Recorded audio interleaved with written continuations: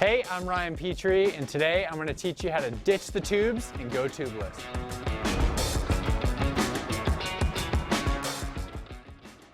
This is all useful, especially if you ride off-road where traction and lower tire pressures is key, and there's lots of little things that can puncture your tires. So to go tubeless, it's not all that hard. You just need a few things. This is a valve, a tubeless valve. You're going to need sealant. This goes in the tires. This comes in small bottles and big bottles. You're gonna need a tire lever to get the tire off and then possibly back on again. And a good old-fashioned bike pump.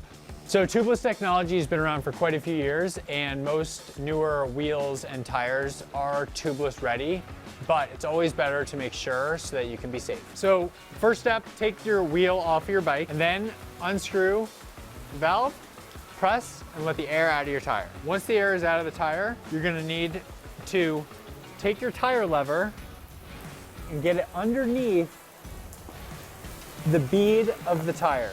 Once you have it right here, you're gonna slide the lever around, and then from there, you can take your fingers, get the tire off. So once you've got the tire off the rim, grab the tube, take it out.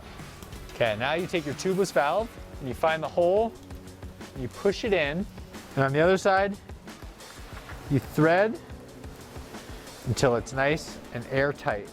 So this is the sealant. It's got latex in it, so you want to make sure you shake it good. So depending on how wide your tire is, you're going to add different amounts. For a road tire, 2 ounces of sealant. For a gravel tire, 3 to 4. And for a mountain bike, 4 to 6 ounces of sealant. So now that the sealant's in your tire, you need to get the tire back on the rim. So I'm rotating slowly and pushing it on.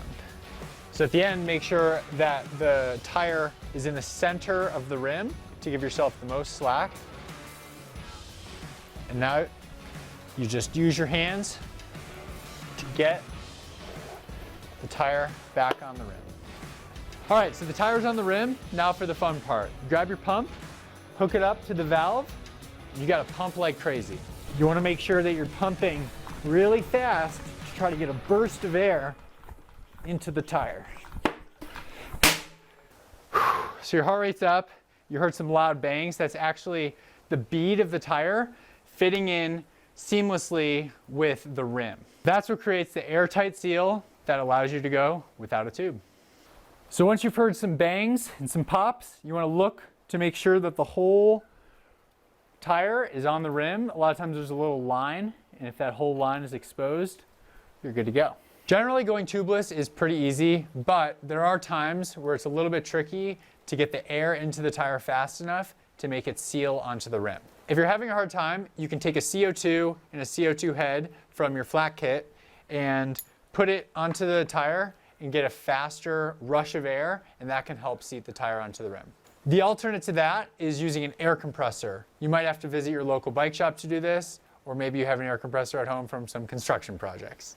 Now that you've ditched the tube, you can put your wheel back on and head out for a ride.